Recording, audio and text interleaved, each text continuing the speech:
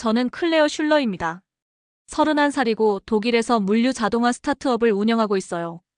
2025년 3월 제 인생에서 가장 중요한 프로젝트 제안서가 책상 위에 놓였습니다. 모로코 정부가 발주한 스마트 항구 건설 프로젝트였죠. 지중해와 대서양이 만나는 그 전략적 요충지에 차세대 항만을 건설하겠다는 야심찬 계획이었습니다. 제가 공동 창업한 트라벨로지스는 유럽에서 가장 빠르게 성장하는 항만 자동화 솔루션 회사입니다. 하지만 이 프로젝트 규모는 저희가 지금까지 다뤄본 것과는 차원이 달랐어요. 투자 규모만 80억 유로, 유럽과 아프리카를 잇는 물류 허브를 완전히 바꿔놓을 프로젝트였죠. 독일 정부에서 연락이 왔습니다. 유럽연합 차원에서 이 프로젝트에 참여하라는 거였어요. 제가 드론 배송 네트워크와 물류 최적화, 알고리즘 분야의 전문가로 인정받고 있긴 했지만 솔직히 부담스러웠습니다. 클레어, 이건 우리에게 절호의 기회야. 공동 창업자인 마르쿠스가 열정적으로 말했습니다. 하지만 경쟁사들을 보면 제가 입찰 참여 기업 목록을 훑어봤어요. 중국의 거대 물류기업, 프랑스의 전통 있는 항만 건설사, 그리고 한국 기업들도 보였습니다. 그 순간 가슴이 답답해졌어요. 아버지 생각이 났거든요. 아버지는 생전에 동남아에서 혁신적인 자동운송 시스템을 개발했었습니다. 그런데 한국계 회사와 협업하다가 핵심 아이디어만 빼앗기고 쫓겨났죠. 그 일로 아버지는 큰 상처를 받으셨고 저 역시 아시아 기업들에 대한 불신이 깊어졌습니다. 한국 기업들도 참여한다고 제가 냉소적으로 말했어요. 또 복잡한 설명으로 포장된 기술로 승부하려나. 마르쿠스가 저를 걱정스럽게 바라봤습니다. 클레어, 편견은 좀. 편견이 아니야. 경험이지. 저는 단호하게 대답했습니다. 사실 제 속마음은 복잡했어요.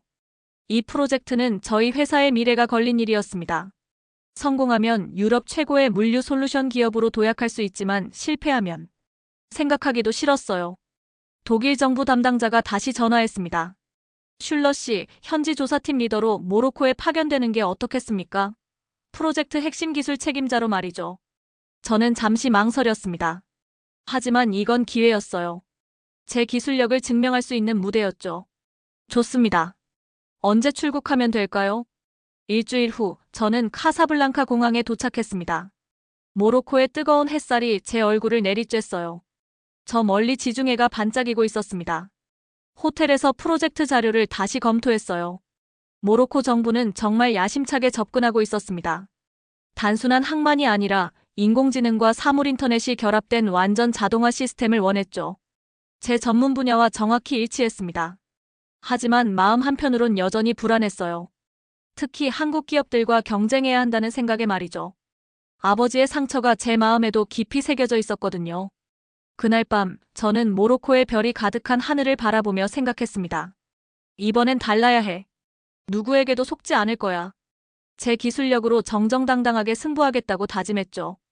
입찰 설명회가 열린 라바트의 컨벤션 센터는 긴장감으로 가득했습니다. 각국 대표단들이 자신들의 기술력을 뽐내며 치열한 경쟁을 벌이고 있었어요. 저는 독일 팀의 기술 책임자로 참석했습니다. 회의실에 들어서자마자 중국 대표단의 화려한 프레젠테이션 준비물들이 눈에 띄었어요. 프랑스 팀은 전통적이면서도 세련된 느낌이었죠. 그리고 한국 팀도 보였습니다. 솔직히 첫인상은 의외였어요. 생각보다 팀 규모가 작았거든요. 대여섯 명 정도. 다른 팀들에 비해서는 정말 소규모였습니다. 모로코 건설부 장관이 프로젝트 개요를 설명하기 시작했어요. 이번 프로젝트는 단순한 항만 건설이 아닙니다. 아프리카와 유럽을 잇는 스마트 물류 허브를 만드는 것이죠. 저는 메모를 하며 열심히 들었습니다. 요구사항들이 하나하나 제 전문 분야와 맞아떨어졌어요. 드론 배송, 자동화 컨테이너 관리, AI 기반 물류 최적화. 이런 건 제가 가장 자신 있는 영역이었거든요. 설명회가 끝나고 휴식 시간이 되었습니다. 저는 커피를 마시며 경쟁사들을 관찰하고 있었어요. 그때 한 젊은 여성이 제게 다가왔습니다. 아시아계 얼굴이었고 나이는 저와 비슷해 보였어요. 안녕하세요. 한국에서 온 유정입니다. 그녀가 유창한 영어로 인사했어요. 독일 트라벨로지스의 클레어 슐러 씨 맞으시죠? 저는 조금 놀랐습니다. 제 이름을 어떻게 알았을까? 네, 맞습니다. 저희 팀에서 당신의 논문을 봤어요.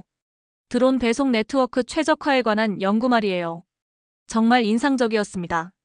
유정이 진심 어린 표정으로 말했어요. 하지만 저는 경계심을 풀지 않았습니다. 아버지가 당했던 일이 떠올랐거든요. 처음엔 다들 칭찬부터 하더라고요. 감사합니다.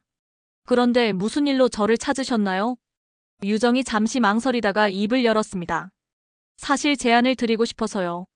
이번 프로젝트 혼자서는 너무 큰 것 같지 않으세요? 서로 협력하면 더 좋은 결과를 낼 수 있을 텐데요. 저는 즉시 방어적이 되었어요. 이런 식으로 접근해서 기술을 빼내려는 거구나 싶었거든요. 죄송하지만 협력은 어려울 것 같네요. 저는 냉정하게 대답했습니다. 저희는 독자적으로 진행할 계획이거든요. 유정의 표정이 조금 아쉬워 보였어요. 하지만 그녀는 포기하지 않았습니다. 그래도 한번 저희 기술을 보시는 건 어떨까요? 특히 컨테이너 자동 적재 시스템은 꽤 혁신적이에요. 저는 속으로 코웃음을 쳤습니다. 또 시작이구나. 복잡한 설명으로 포장해서 대단한 것처럼 보이게 만드는 거겠죠.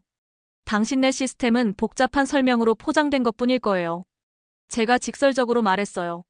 저는 그런 겉보기만 화려한 기술에는 관심 없습니다. 유정이 깜짝 놀란 표정을 지었어요. 아마 이렇게 직설적인 거절은 예상하지 못했을 거예요. 아, 그렇게 생각하시는군요. 유정이 조용히 말했습니다. 하지만 언제든지 마음이 바뀌시면 연락주세요. 그녀는 명함을 건네고 조용히 자리를 떠났어요. 저는 그 명함을 주머니에 넣었지만 쓸 일은 없을 거라고 생각했습니다. 오후 세션에서는 각 팀의 예비 프레젠테이션이 있었어요. 중국 팀은 역시 규모가 대단했습니다. 화려한 그래픽과 함께 거대한 투자 계획을 발표했죠. 프랑스 팀은 전통과 혁신의 조화를 강조했어요. 오랜 경험과 새로운 기술의 결합이라고 하더군요. 그리고 한국 팀의 차례가 되었습니다. 유정이 발표를 시작했어요. 솔직히 말하면 발표 내용은 생각보다 탄탄했습니다. 기술적인 부분도 꽤 구체적이었고요.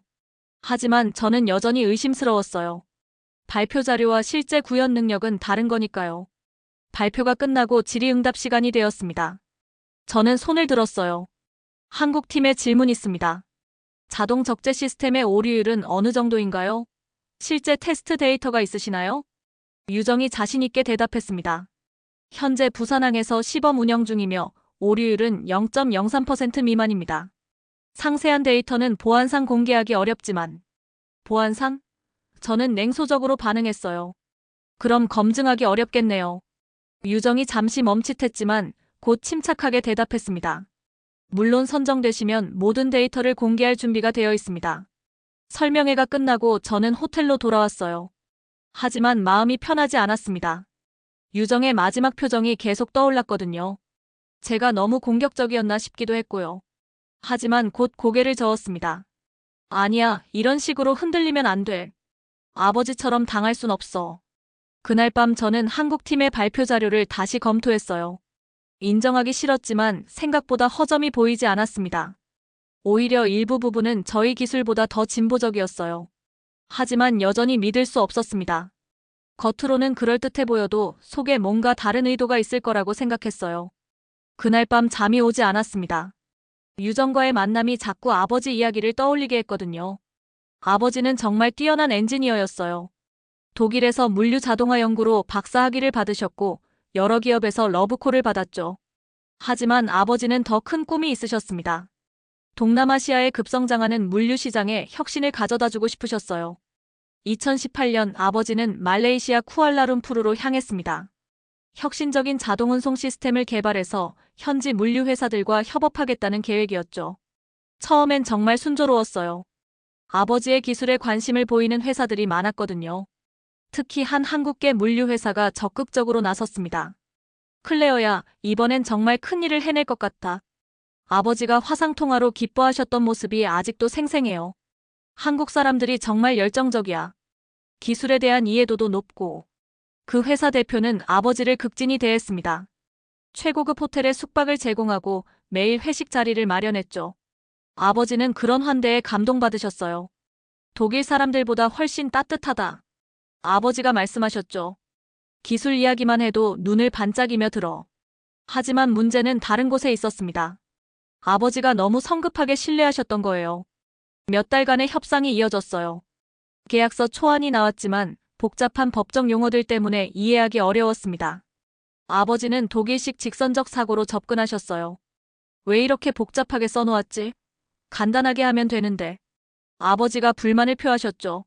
하지만 동남아 비즈니스 환경은 독일과 달랐습니다.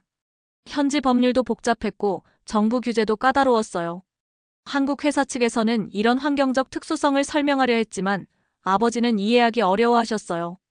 가장 큰 문제는 의사소통이었습니다. 한국 회사의 담당자들은 영어를 구사했지만 미묘한 뉘앙스를 전달하기에는 한계가 있었어요. 독일어나 한국어로 대화할 수 있는 통역사도 없었고요. 뭔가 계속 다른 이야기를 하는 것 같아. 아버지가 답답해하셨어요. 똑똑한 사람들인데 왜 이렇게 돌려서 말하지? 사실 한국 회사에서는 나름대로 아버지를 배려하려고 했던 것 같아요. 한국 특유의 정서로 직설적으로 문제를 지적하기보다는 우회적으로 표현했던 거죠. 하지만 독일 문화에 익숙한 아버지에게는 이런 방식이 오히려 혼란스럽게 느껴졌어요. 계약 조건에 대한 해석도 서로 달랐습니다. 아버지는 독일식 명확한 조건을 원하셨지만 한국 회사에서는 상황에 따라 유연하게 조정할 수 있는 여지를 남겨두고 싶어 했어요. 도대체 뭘 원하는 거야? 아버지가 스트레스를 받기 시작하셨어요. 결정적인 순간이 왔습니다. 말레이시아 정부에서 갑자기 외국인 투자 관련 규정을 바꾼 거예요. 기존 계약 조건으로는 프로젝트 진행이 어려워졌습니다. 한국 회사에서는 새로운 방안을 모색해보자고 했지만 아버지는 이미 지쳐있는 상태였어요. 몇 달간 이어진 복잡한 협상과 문화적 차이로 인한 스트레스가 누적된 거죠. 이건 시간 낭비야. 내 기술을 이용하려는 거 아닌가? 아버지가 의심하기 시작하셨어요. 사실 한국 회사 입장에서도 억울했을 거예요. 정말로 좋은 의도로 협력하려 했는데 예상치 못한 규제 변화로 어려움에 처한 거니까요. 하지만 의사소통의 한계 때문에 이런 상황을 제대로 설명하지 못했어요. 결국 아버지는 프로젝트를 포기하고 독일로 돌아왔습니다. 기술 유출이나 배신 같은 건 없었어요. 단지 문화적 차이와 의사소통 문제, 그리고 예상치 못한 환경 변화가 겹쳤을 뿐이었죠. 하지만 아버지는 그 일을 실패로 받아들이셨어요. 특히 한국 사람들의 간접적인 의사소통 방식을 이해하지 못하셨던 게 계속 마음에 걸리셨죠. 클레어야, 동양 사람들과 일할 때는 정말 조심해야 해. 아버지가 말씀하셨어요. 그들만의 방식이 있는데 우리가 이해하기 어려워. 그래서 저도 아시아 기업들에 대한 편견을 갖게 되었습니다. 아버지의 경험을 통해 한국 사람들은 복잡하고 이해하기 어려운 사람들이라는 고정관념이 생긴 거예요. 하지만 지금 생각해보니 그건 서로의 문화를 이해하지 못했기 때문이었던 것 같아요. 한국 회사도 나름대로 최선을 다했을 텐데 의사소통의 벽 때문에 오해가 생긴 거죠. 유정을 만나면서 이런 생각이 들었어요. 혹시 아버지와 한국 회사 사이에도 이런 오해가 있었던 건 아닐까? 악의가 아니라 단순한 문화적 차이였던 건 아닐까? 새벽 3시가 되어서야 잠이 들었습니다. 꿈속에서 아버지를 만났어요. 아버지는 여전히 말레이시아에 계시면서 제게 이런 말씀을 하셨습니다. 클레어야, 실패의 원인을 남의 탓으로만 돌리지 마라. 내가 그들을 이해하려고 더 노력했어야 했을지도 모른다. 꿈에서 깬 저는 창밖을 바라봤어요. 모로코의 새벽이 밝아오고 있었습니다. 오늘부터 본격적인 기술 검토가 시작될 예정이었죠. 제 마음도 조금 변화하고 있었어요. 유정에 대한 선입견이 조금씩 흔들리기 시작했거든요. 혹시 제가 아버지의 경험에만 매여서 현실을 제대로 보지 못하고 있는 건 아닐까? 하지만 여전히 조심스러웠어요. 한번 생긴 편견은 쉽게 사라지지 않는 법이니까요. 그래도 이번에는 좀 더 열린 마음으로 접근해 보려고 했습니다. 본격적인 기술 검토가 시작된 지 일주일이 지났습니다. 각 팀은 자신들의 핵심 기술을 모로코 정부 전문가들에게 시연해야 했어요. 저는 독일 팀의 드론 배송 시스템을 준비하고 있었습니다. 우리의 강점은 정확성과 안정성이었거든요. 실제로 함부르크항에서 6개월간 무사고 운영 기록을 가지고 있었죠. 하지만 경쟁사들의 기술도 만만치 않았어요. 특히 중국 마이너스 프랑스 합작팀의 시스템은 규모 면에서 압도적이었습니다. 그날 오후 중국 마이너스 프랑스 팀의 시연을 지켜보고 있었어요. 그들의 자율 운송 경로 최적화 시스템이었죠. 보시다시피 우리 알고리즘은 실시간으로 최적 경로를 계산합니다. 중국 팀 리더가 자신있게 설명했어요. 화면에는 복잡한 항만 내에서 자율주행 차량들이 움직이는 시뮬레이션이 나타났습니다. 정말 인상적이었어요. 수백 대의 차량이 서로 충돌하지 않으면서도 효율적으로 이동하고 있었거든요. 하지만 뭔가 이상했습니다. 제가 물류 최적화 전문가로서 축적한 경험으로 봤을 때 몇 가지 의심스러운 부분이 있었어요. 시뮬레이션에서 차량들이 너무 완벽하게 움직이고 있었거든요. 실제 환경에서는 불가능한 수준의 정확성이었죠. 시연이 끝나고 질의응답 시간이 되었습니다. 저는 손을 들었어요. 혹시 실제 테스트 환경에서도 이런 성능이 나오나요? 시뮬레이션과 현실은 다를 텐데요. 중국 팀 리더가 잠시 멈칫했습니다. 물론입니다. 상하이 항에서 이미 검증되었어요. 하지만 제 의심은 더 커졌습니다. 상하이 항해 환경과 모로코 항해 환경은 완전히 다르거든요. 기후도 다르고 인프라도 다르죠. 그날 밤 호텔에서 저는 중국 마이너스 프랑스 팀의 기술 자료를 다시 검토했어요. 뭔가 놓친 게 있을 것 같았거든요. 자율 운송 경로 최적화 알고리즘을 자세히 들여다봤습니다. 수학적 모델링은 그럴듯해 보였어요. 하지만 실제 구현 코드를 살펴보니 이상한 부분이 보였습니다. 예외 처리 부분이 너무 단순했어요. 실제 항만 환경에서는 수많은 변수들이 있는데 그런 걸 제대로 고려하지 않은 것 같았죠. 더 파고 들어가 보니 정말 심각한 문제를 발견했습니다. 특정 상황에서 차량들이 동시에 같은 지점으로 향하는 버그가 있었어요. 이건 충돌 사고로 이어질 수 있는 치명적인 오류였습니다. 제가 이 문제를 발견했을 때 놀랐어요. 이런 기본적인 오류를 왜 못 찾았을까? 아니면 알면서도 숨기고 있는 건가? 다음 날 아침, 저는 독일 팀 내부 회의에서 이 문제를 제기했습니다. 중국 마이너스 프랑스 팀의 알고리즘에 심각한 버그가 있어요. 이걸 모로코 정부에 알려야 하지 않을까요? 하지만 팀 리더인 하일리히의 반응은 의외였어요. 클레어, 그런 건 우리가 신경 쓸 일이 아니야. 우리는 우리 기술에만 집중하면 돼. 하지만 이건 안전과 직결된 문제예요. 실제로 사고가 날 수도 있거든요. 그건 그들이 알아서 해결할 문제지.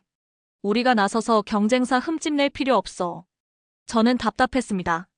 이게 정말 옳은 일인가? 물론 경쟁 상황이긴 하지만 안전 문제는 별게 아닌가요? 그날 오후 저는 혼자 카페에 앉아 고민하고 있었어요.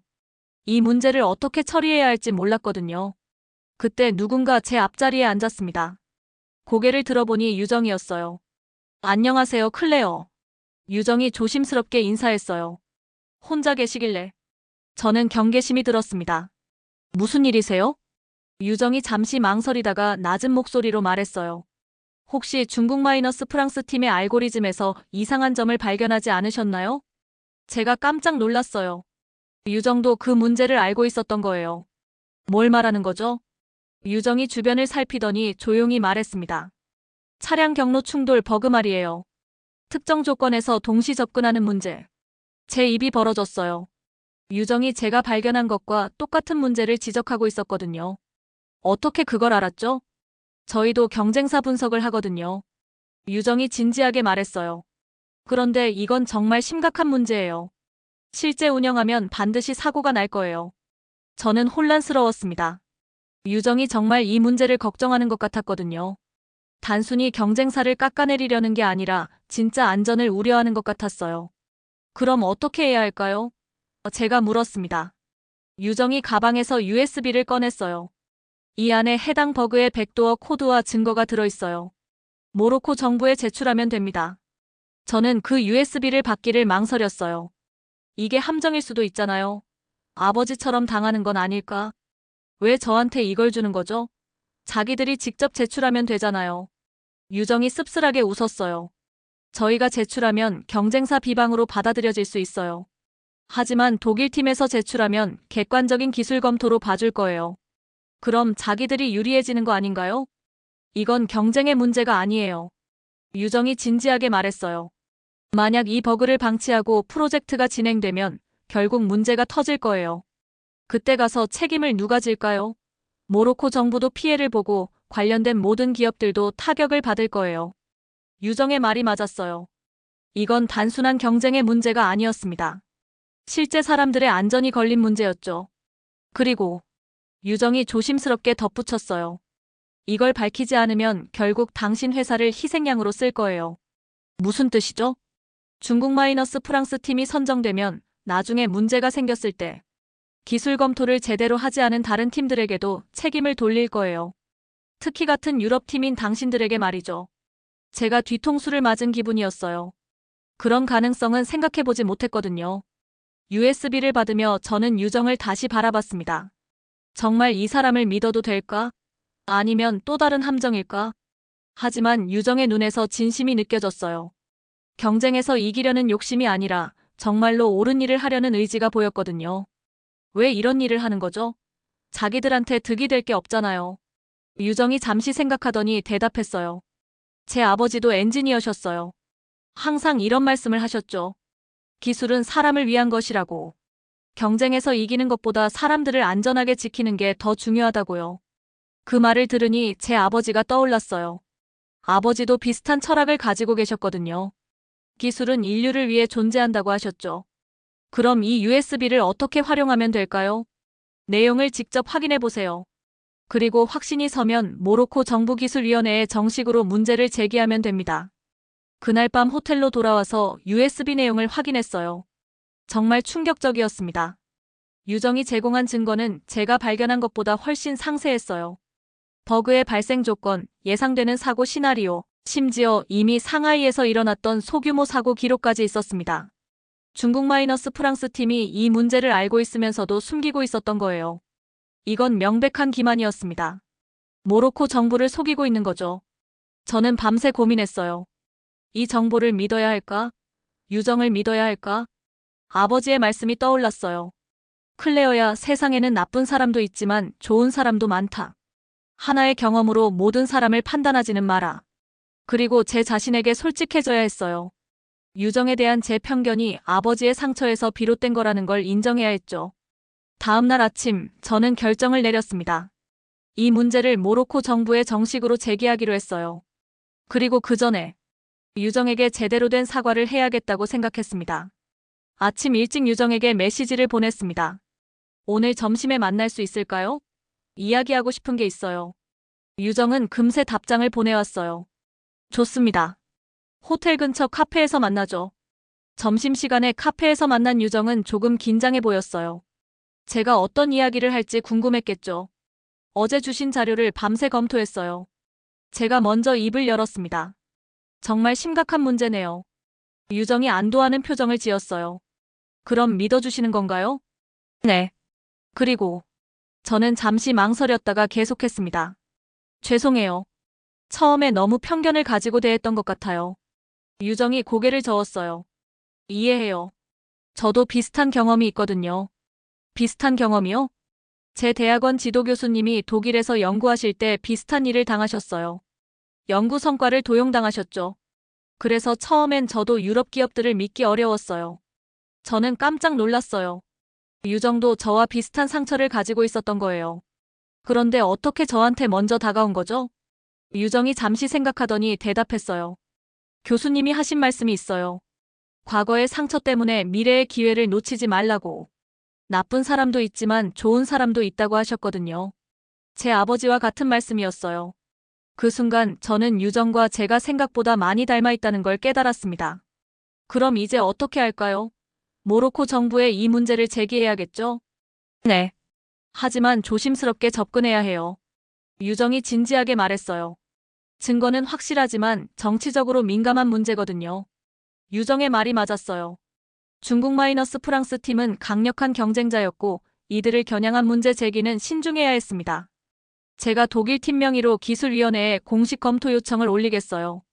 제가 말했습니다. 객관적인 기술 검증 차원에서 접근하면 될 것 같아요. 좋은 생각이에요. 그럼 저는 뒤에서 필요한 기술 자료를 지원하겠습니다. 오후에 독일 팀 내부 회의가 있었어요.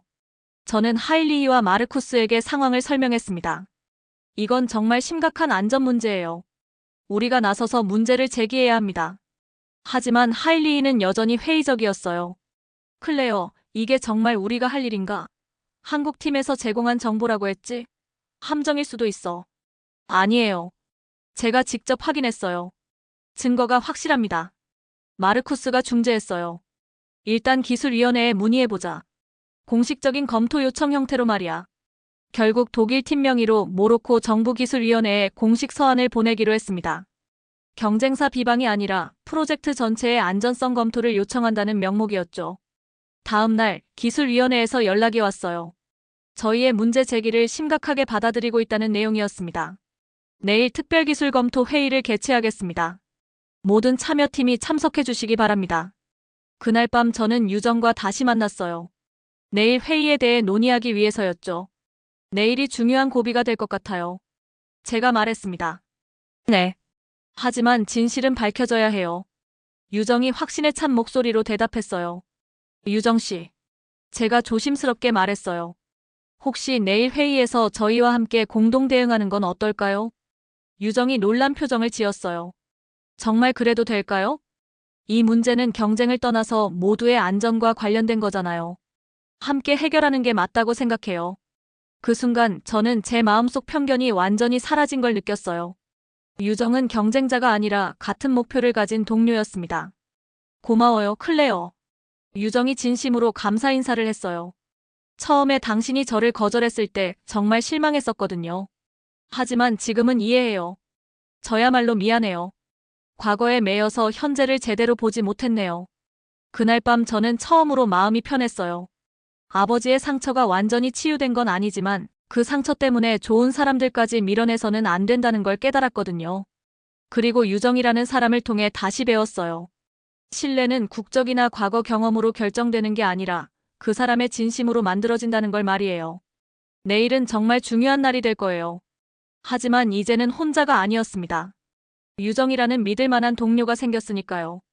특별기술 검토 회의 당일 아침, 모로코 건설부 회의실은 긴장감으로 가득했습니다. 모든 참여팀이 참석했고 정부 기술위원들과 외부 전문가들까지 자리를 채웠어요. 건설부 장관이 회의를 시작했습니다.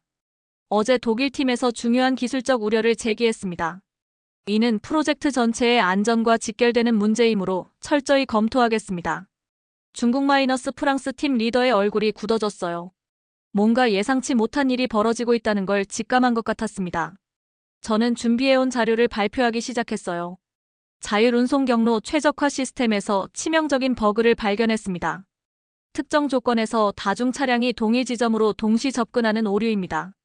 화면에 구체적인 코드와 시뮬레이션 결과를 보여줬어요. 회의실이 조용해졌습니다. 기술위원들이 심각한 표정으로 자료를 검토하고 있었거든요. 이런 상황이 실제로 발생하면 대형 충돌 사고로 이어질 수 있습니다. 제가 계속 설명했어요. 중국 팀 리더가 벌떡 일어났습니다. 이는 악의적인 중상모략입니다. 우리 시스템은 이미 상하이에서 검증되었어요. 하지만 저는 침착하게 대응했어요. 상하이에서의 소규모 사고 기록도 여기 있습니다. 이미 2차례 비슷한 문제가 발생했었죠. 유정이 제공한 자료가 빛을 발하는 순간이었어요. 상하이 항만공사의 내부 보고서까지 있었거든요. 프랑스 팀 대표가 당황해했어요. 저희는 이런 사실을 전혀 몰랐습니다. 중국 파트너에게 확인해 봐야겠어요. 중국과 프랑스 팀 사이에 균열이 생기기 시작했습니다. 서로 책임을 떠넘기려는 분위기였어요. 기술위원장이 발언했습니다. 이는 매우 심각한 문제입니다. 3일간 추가 검토 후 재회의하겠습니다. 회의가 끝나고 유정이 제게 다가왔어요. 정말 잘하셨어요. 예상보다 반응이 좋네요. 당신 덕분이에요. 혼자였다면 이런 증거를 찾을 수 없었을 거예요. 그런데 3일 후 예상치 못한 발표가 있었습니다. 모로코 총리가 직접 나와서 발언했어요. 이번 검토 과정에서 우리는 중요한 결론에 도달했습니다. 기존 입찰 방식을 전면 변경하겠습니다. 회의실이 술렁거렸어요. 무슨 이야기인지 궁금했거든요. 앞으로는 공공-민간 협력 구조로 전환된 국제 합작형 개발을 추진하겠습니다. 총리가 계속했어요. 기술의 개방성과 상호 신뢰 데이터 투명성을 핵심 조건으로 합니다. 이는 완전히 새로운 방식이었어요. 한 팀이 독점하는 게 아니라 여러 팀이 협력하는 구조였죠. 각 팀의 강점 기술을 결합하되 모든 핵심 기술은 공개되어야 합니다. 그리고 상호 검증 체계를 구축해야 하고요. 중국-프랑스 팀이 크게 동요했어요. 자신들의 기술을 공개해야 한다는 조건이 부담스러웠을 거예요. 특히 버그 문제가 터진 상황에서는 더욱 그랬겠죠. 반면 저희와 한국팀은 상대적으로 유리한 상황이었어요. 이미 협력 관계를 구축했고 투명성을 바탕으로 움직이고 있었거든요. 회의가 끝나고 유정이 제게 말했어요. 이번 기회에 정식으로 공동 제안서를 제출해봐요. 독일과 한국이 함께하는 거죠. 저는 잠시 망설였어요. 이제는 유정을 믿지만 회사 차원에서는 어떨지 모르겠거든요. 팀원들과 상의해봐야겠어요. 그날 저녁 독일팀 회의가 있었어요. 저는 유정의 제안을 전달했습니다. 한국 팀과 공동 제안서를 내자고요? 하일리히가 의외라는 표정을 지었어요. 네. 서로의 강점을 결합하면 더 경쟁력 있는 제안을 만들 수 있을 거예요. 마르쿠스가 실용적으로 접근했어요. 새로운 조건에서는 혼자보다 파트너가 있는 게 유리할 것 같은데? 그리고 이미 한국 팀과는 신뢰관계가 구축되어 있어요. 제가 덧붙였어요. 결국 독일 팀도 공동 제안에 동의했습니다. 리스크보다는 기회가 더 크다고 판단한 거죠. 다음 날 유정과 본격적인 공동 제안서 작업을 시작했어요. 독일의 드론 배송 기술과 한국의 자동화 시스템을 결합하는 구조였습니다. 우리가 함께 움직이면 너희도 구하고 우리나라도 살릴 수 있어. 유정이 확신에 찬 목소리로 말했어요. 저는 그 말에 고개를 끄덕였습니다. 이제는 정말로 유정을 믿고 있었거든요. 아니, 신뢰를 넘어서 진정한 파트너라고 생각하고 있었어요. 공동 제안서 작업은 생각보다 순조로웠어요. 서로의 기술이 정말 잘 맞았거든요. 독일의 정확성과 한국의 혁신성이 완벽하게 조화를 이뤘습니다. 2주 후 최종 제안서 제출 마감일이 다가왔어요. 저희는 자신있게 독일-한국 공동 스마트 항구 솔루션을 제출했습니다. 이제 결과를 기다리는 일만 남았어요. 하지만 저는 이미 많은 걸 얻었다고 생각했습니다. 유정이라는 믿을 만한 파트너와 진정한 신뢰관계를 말이에요. 최종 제안서 심사를 위한 공개 시연 날이 다가왔습니다. 각 팀은 실제 작동하는 시제품을 준비해야 했어요. 저희 독일-한국 공동팀은 지난 2주간 밤낮으로 작업했습니다. 독일의 드론 배송 시스템과 한국의 자동화 컨테이너 관리 시스템을 하나로 통합하는 일이었죠. 클레어, 통합 테스트 결과 어때?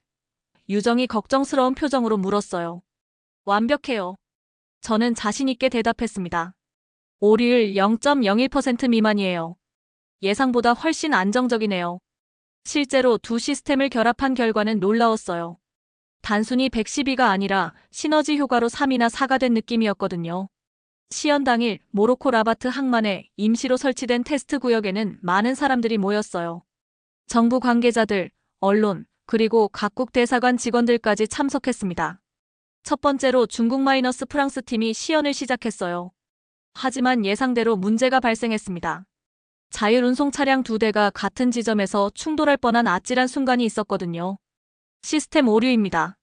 잠시 중단하겠습니다. 중국 팀 리더가 당황해하며 말했어요. 관중들 사이에서 웅성거림이 일었어요. 이미 저희가 제기했던 문제가 현실로 나타난 거였죠. 결국 중국-프랑스 팀은 시연을 제대로 마무리하지 못했습니다. 몇 차례 더 시도했지만 같은 오류가 반복됐어요. 이제 저희 차례였습니다. 독일-한국 공동팀 시연을 시작하겠습니다. 제가 마이크를 잡고 발표를 시작했어요. 먼저 드론 배송 시스템부터 보여줬습니다. 독일에서 개발한 정밀 배송 드론이 지정된 좌표로 정확히 화물을 운송했어요. 이제 한국 기술인 자동화 컨테이너 시스템을 연동해 보겠습니다. 유정이 이어받아 설명했어요.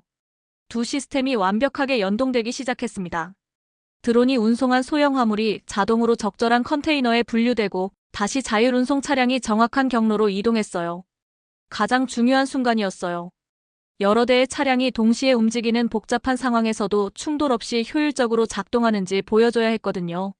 현재 12대의 자율운송 차량이 동시에 작동 중입니다. 제가 설명했어요. AI 알고리즘이 실시간으로 최적 경로를 계산하고 있어요. 관중들이 숨죽이며 지켜봤습니다. 차량들이 복잡한 교차점에서도 완벽하게 순서를 지키며 이동했어요. 충돌은 물론 지연도 전혀 없었습니다. 와! 모로코 건설부 장관이 감탄사를 내뱉었어요. 15분간의 시연이 끝났을 때 박수가 터져나왔습니다. 예상보다 훨씬 열렬한 반응이었어요. 질의응답 시간에 여러 질문이 쏟아졌어요. 독일과 한국 기술의 장점을 어떻게 결합했나요? 저희는 독일의 정밀함과 한국의 혁신성을 조화시켰습니다. 제가 대답했어요. 그리고 가장 중요한 건 완전한 투명성과 상호 신뢰였죠. 한 달 전까지만 해도 경쟁 관계였는데 어떻게 이런 협력이 가능했나요? 유정이 마이크를 잡았어요. 때로는 경쟁보다 협력이 더 큰 가치를 만들어냅니다. 서로의 편견을 버리고 진심으로 소통할 때 진정한 혁신이 일어나죠. 모든 팀의 시연이 끝나고 심사위원들이 최종 평가에 들어갔어요. 결과 발표까지는 3시간이 걸릴 예정이었습니다. 저와 유정은 해변 카페에서 결과를 기다렸어요. 결과가 어떻게 나오든 저는 이번 경험이 정말 소중해요. 제가 진심으로 말했어요. 저도요. 클레어를 만나서 많은 걸 배웠어요. 유정이 웃으며 대답했어요. 드디어 결과 발표 시간이 되었습니다. 모든 팀이 다시 회의실에 모였어요. 모로코 총리가 직접 나와서 발표했습니다. 심사 결과 독일 마이너스 한국 공동팀을 최종 선정합니다. 회의실에 박수가 터져 나왔어요. 저와 유정은 서로를 바라보며 환하게 웃었습니다.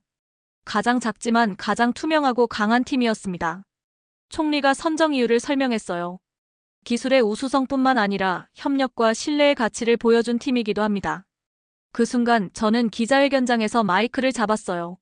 솔직히 말씀드리면 저는 한국에 대한 편견이 있었습니다. 제가 진솔하게 말했어요. 과거의 경험 때문에 한국 기업들을 믿기 어려웠거든요. 회의실이 조용해졌어요. 모든 이들이 제 다음 말을 기다리고 있었습니다. 하지만 유정을 만나면서 깨달았어요. 편견에 눈이 가려진 채 진짜 실력을 보지 못했었다는 걸 말이에요. 한국은 제가 생각했던 것보다 훨씬 더 정직하고 강한 나라였습니다. 기자들이 열심히 메모를 하고 있었어요. 이번 프로젝트를 통해 배운 가장 중요한 교훈은 기술보다 신뢰가 먼저라는 것입니다. 그리고 진정한 혁신은 협력에서 나온다는 거죠. 발표가 끝나고 많은 기자들이 질문을 쏟아냈어요.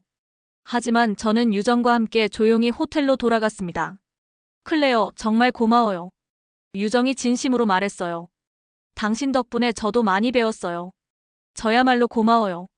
유정이 없었다면 저는 여전히 편견 속에 갇혀 있었을 거예요. 그날 밤 저는 아버지를 생각했어요. 아버지께서 살아계신다면 뭐라고 하셨을까? 아마 이렇게 말씀하셨을 것 같아요. 클레어야, 잘했다. 과거에 매이지 않고 새로운 길을 찾았구나. 프로젝트 선정 이후 3개월이 지났습니다. 모로코 스마트 항구 건설이 본격적으로 시작되었고 저와 유정은 현장에서 함께 시스템 구축 작업을 하고 있었어요. 독일과 한국 기술의 결합은 예상보다 훨씬 성공적이었습니다. 드론 배송 시스템과 자동화 컨테이너 관리가 완벽하게 연동되면서 항만 효율성이 40% 이상 향상되었거든요. 클레어, 오늘 테스트 결과 봤어? 유정이 기쁜 표정으로 다가왔어요. 네, 정말 놀라워요. 처리 속도가 또 개선되었더라고요. 저도 만족스러웠습니다. 함께 일하면서 유정에 대해 더 많이 알게 되었어요. 그녀는 정말 성실하고 책임감 있는 사람이었습니다. 문제가 생기면 밤새워서라도 해결하려고 했고 항상 팀 전체를 먼저 생각했어요. 유정 씨는 왜 엔지니어가 되었어요? 어느 날 점심시간에 제가 물어봤어요. 어릴 때부터 아버지 영향을 많이 받았어요. 유정이 잠시 생각하더니 대답했어요. 아버지가 항상 말씀하셨거든요. 기술은 사람들의 삶을 더 편리하게 만들기 위해 존재한다고. 그 말을 들으니 제 아버지가 떠올랐어요. 아버지도 비슷한 철학을 가지고 계셨거든요. 그런데 처음에 왜 저한테 협력을 제안했어요? 다른 팀들도 많았는데. 유정이 솔직하게 말했어요. 사실 클레어의 논문을 읽고 감동받았거든요. 기술에 대한 접근 방식이 저와 비슷하다고 느꼈어요. 사람을 중심에 두는 기술 철학 말이에요. 저는 그제서야 깨달았어요. 유정이 처음부터 진심이었다는 걸 말이에요. 경쟁에서 이기려는 목적이 아니라 정말로 좋은 기술을 만들고 싶어서 접근했던 거였어요. 그런데 저는 처음에 정말 냉정했는데 포기하지 않았던 이유는 뭐예요? 유정이 잠시 망설이더니 말했어요. 클레어의 거절에서 상처가 느껴졌거든요. 단순한 경쟁 의식이 아니라 뭔가 깊은 이유가 있을 것 같았어요. 그래서 더 이해하고 싶었어요. 그 순간 저는 정말 부끄러웠어요. 유정은 제 마음까지 읽으려고 노력했는데 저는 편견에만 매여 있었던 거죠. 한 달 후 서울에서 열리는 아시아 스마트 물류 박람회에 참가하게 되었어요. 모로코 프로젝트의 성공 사례를 발표하는 자리였습니다. 서울에 도착했을 때 제 마음은 복잡했어요. 한국에 대한 편견이 완전히 사라진 건 아니었거든요. 하지만 유정 덕분에 많이 달라진 것도 사실이었어요. 클레어, 우리 회사에도 잠깐 들러보시겠어요? 유정이 제안했어요. 한국의 스타트업 사무실은 정말 활기찼어요. 젊은 엔지니어들이 열정적으로 일하고 있었고 자유로운 분위기 속에서도 집중력이 느껴졌습니다. 이게 저희가 개발 중인 차세대 시스템이에요. 유정이 자랑스럽게 보여줬어요. 정말 인상적이었어요. 독일의 체계적인 접근과는 다르지만 창의적이고 혁신적인 아이디어들이 가득했거든요. 그때 유정의 동료 한 명이 다가왔어요. 유정이가 독일 파트너 이야기를 정말 많이 했어요. 클레어 씨 덕분에 많이 배웠다고 하더라고요. 제가 배운 게 더 많아요. 제가 진심으로 대답했어요. 박람회 당일 저와 유정은 함께 무대에 올랐습니다. 수백 명의 관객들 앞에서 모로코 프로젝트 성공 사례를 발표하는 자리였어요. 독일 마이너스 한국 협력의 핵심은 기술적 결합이 아니라 문화적 이해였습니다. 제가 발표를 시작했어요. 처음에는 서로에 대한 편견과 오해가 있었어요. 유정이 이어받았습니다. 하지만 진심으로 소통하면서 그런 벽들을 허물 수 있었죠. 발표 중간에 저는 개인적인 이야기를 꺼냈어요. 솔직히 말하면 저는 한국에 대한 편견이 있었습니다. 관객들이 조용해졌어요. 아버지의 경험 때문에 한국 기업들을 믿기 어려웠거든요. 하지만 유정을 만나면서 깨달았어요. 편견은 개인의 경험에서 비롯되지만 그 경험이 전체를 대표하는 건 아니라는 걸 말이에요. 관객들 사이에서 공감하는 분위기가 느껴졌어요. 한국은 제가 생각했던 것보다 훨씬 더 정직하고 강한 나라였습니다. 제가 마지막 문장을 말했어요. 그리고 유정, 당신은 저에게 신뢰를 다시 가르쳐줬어요. 유정이 마이크를 받으며 조용히 웃었어요. 신뢰는 코드처럼 쌓이는 거예요. 유정이 말했어요. 한 줄 한 줄 정성스럽게 작성하다 보면 결국 완전한 프로그램이 되는 것처럼요. 박수가 터져 나왔습니다. 저는 유정을 바라보며 진심으로 감사했어요. 발표가 끝나고 많은 사람들이 다가왔어요. 독일 마이너스 한국 협력에 관심을 보이는 기업들이 많았거든요. 정말 인상적이었어요. 어떻게 이런 협력이 가능했나요? 한 참가자가 물었어요. 가장 중요한 건 상대방을 진심으로 이해하려는 마음이에요. 제가 대답했어요. 기술적 협력보다 인간적 신뢰가 먼저였죠. 그날 저녁 유정과 한강을 걸으며 이야기했어요. 3개월 전 모로코에서 처음 만났을 때는 이런 날이 올 줄 몰랐어요. 제가 말했어요. 저도요. 처음에는 정말 서운했거든요. 유정이 솔직하게 말했어요. 하지만 지금은 그때의 거절도 이해해요. 앞으로도 계속 협력할 수 있을까요? 물론이죠. 저희는 이제 진짜 파트너니까요. 다음 날 독일로 돌아가는 비행기 안에서 창밖을 바라봤어요. 한국의 마지막 풍경이 보였습니다. 제 마음속에서 한국은 더 이상 조심해야 할 나라가 아니었어요. 유정 같은 훌륭한 사람들이 사는, 함께 협력할 수 있는 동반자의 나라였습니다. 아버지께서 살아계신다면 뭐라고 하실까요? 아마 이렇게 말씀하실 것 같아요. 클레어야, 사람은 경험으로 배우지만 그 경험에만 매여서는 안 된다. 열린 마음으로 세상을 보면 더 많은 것을 얻을 수 있단다. 독일에 도착해서 마르쿠스에게 한국 출장 이야기를 했어요. 정말 많이 변했구나, 클레어. 마르쿠스가 웃으며 말했어요. 예전 같았으면 절대 이런 말 안 했을 텐데. 사람은 변할 수 있어요. 좋은 사람을 만나면 말이에요. 그 후로도 유정과는 계속 연락하고 있어요. 새로운 프로젝트도 함께 기획하고 있고요. 모로코 프로젝트의 성공으로 독일 마이너스 한국 기술 협력에 대한 관심도 높아졌습니다. 6개월 후 유정이 독일을 방문했어요. 저희 회사 사무실도 구경하고 함부르크 항만도 함께 둘러봤습니다. 독일 기술의 정교함이 정말 대단해요. 유정이 감탄했어요. 한국의 창의성도 못지않아요. 제가 대답했어요. 그날 밤 제가 유정에게 물어봤어요. 처음 모로코에서 만났을 때 제가 그렇게 냉정하게 거절했는데도 포기하지 않았던 진짜 이유가 뭐예요? 유정이 잠시 생각하더니 말했어요. 클레어의 눈에서 진심이 보였거든요. 기술에 대한 열정과 사람들을 도우려는 마음. 그런 사람이라면 언젠가는 편견을 넘어설 수 있을 거라고 믿었어요. 그 말을 들으니 가슴이 뭉클했어요. 유정은 저를 포기하지 않았던 거예요. 제가 더 나은 사람이 될 수 있다고 믿어준 거였죠. 지금 저는 확신해요. 편견은 무지에서 오지만 이해는 소통에서 온다는 걸 말이에요. 그리고 진정한 협력은 기술이 아니라 신뢰에서 시작된다는 것도요. 한국이라는 나라, 그리고 유정이라는 사람을 통해 저는 새로운 세상을 보게 되었어요. 작다고 무시했던 나라가 결국 저를 구해준 거죠. 편견이라는 감옥에서 말이에요.